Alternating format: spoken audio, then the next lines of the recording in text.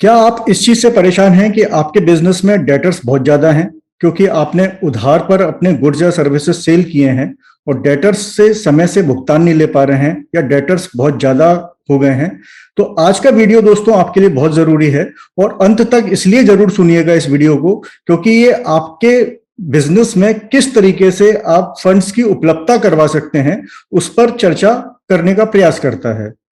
दोस्तों, भारत सरकार ने हाल ही में एक ऐसा अभूतपूर्व कदम उठाया है जिससे देश के छोटे व्यवसायी, एमएसएमई सेक्टर और छोटे स्मॉल बिजनेस ओनर्स को बहुत फायदा होने वाला है। दोस्तों, आज हम चर्चा करेंगे फैक्टरिंग रेगुलेशन अमेंडमेंट बिल 2021 पर। नमस्कार दोस्तों, मैं हूं सीए नितेश गुप्ता और अपनी प्रेजेंटेशन के माध्यम से आपके साथ में इस चर्चा को आगे बढ़ाता हूं। तो दोस्तों, सबसे पहले हम लोग इसके बैकग्राउंड पर चर्चा करते हैं कि इस बिल का बैकग्राउंड क्या था। तो ये बिल जो है वो फैक्टरिंग रेगुलेशन एक्ट 2011 के अमेंडमेंट के तौर पर साल 2020 में सितंबर 14 को लोकसभा में पेश किया गया, जिसमें कि जो एंटिटीज हैं, जो फैक्टरिंग एंटिटीज हैं, किस तरीके से उनके स्कोप को बढ़ाया जाए उसके उद्देश्य से इसको लोकसभा में लाया गया।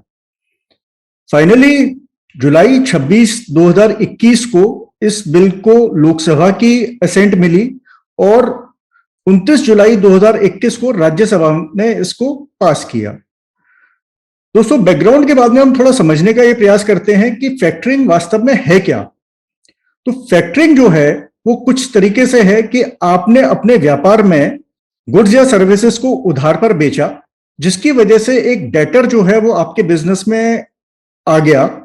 और एक फैक्टरिंग एजेंसी या फैक्टरिंग एंटिटी जो है वो आपके इस डेटर को खरीद लेती है और ओनरशिप पूरी डेटर की उस एंटिटी के पास में ट्रांसफर हो जाती है और आपको उसके एवज में एक मुश्त रकम का भुगतान जो है वो फैक्टरिंग एंटिटी कर देती है। पर दोस्तों, यहां पर यह समझना जरूरी है कि अगर उदाहरण के तौर पर अगर आपके डेटर्स जो है वो 100 रुपए के थे, तो फैक्टरिंग एजेंसी को क्योंकि अपना मार्जिन उसमें रखना है, अपना प्रॉफिट रखना है, तो वो हो सकता है आपको 98 से लेकर 99 रुपए तक का भुगतान करे, जिससे कि उसको भी अपने बिजनेस में एक मार्जिन मिले।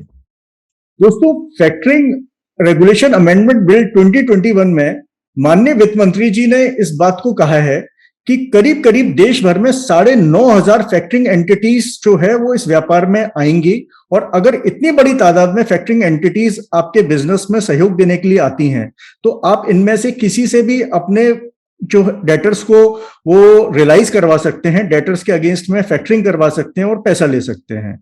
तो कहीं ना कहीं एक अभूतपूर्व कदम है सरकार का। और एक इंपॉर्टेंट एस्पेक्ट जो मैं आपके साथ में शेयर कर दूं इसमें, वो कुछ तरीके से भी है कि अगर मान लीजिए आपने अपने डेटर्स की ट्रेड्स प्लेटफॉर्म पे डिस्काउंटिंग करवा ली है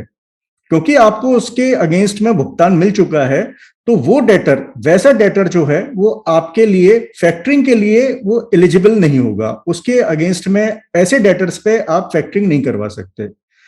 तो दोस्तों, ये कुछ मुख्य बिंदु थे इस फैक्टरिंग रेगुलेशन अमेंडमेंट बिल 2021 के, जो कि जब भी प्रेसिडेंट महोदय की इस पर असेंट हो जाएगी तो ये एक्ट के तौर पर आ जाएगा और जिसका कि एमएसएमई सेक्टर और छोटे व्यवसायियों के लिए एक बहुत महत्वपूर्ण बिल होगा, बहुत महत्वपूर्ण एक्ट होगा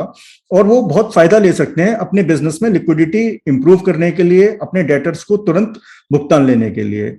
तो दोस्तों, ये एक प्रयास था आपके सामने इस बिल की विशेषताएं और मुख्य बिंदु लाने का। अगर आपको कोई भी सवाल है इस बिल के संदर्भ में, तो आप नीचे कमेंट बॉक्स में उस सवाल को मेरे से पूछ सकते हैं और मैं पूरा प्रयास करूंगा आपके सवाल का उत्तर देने का।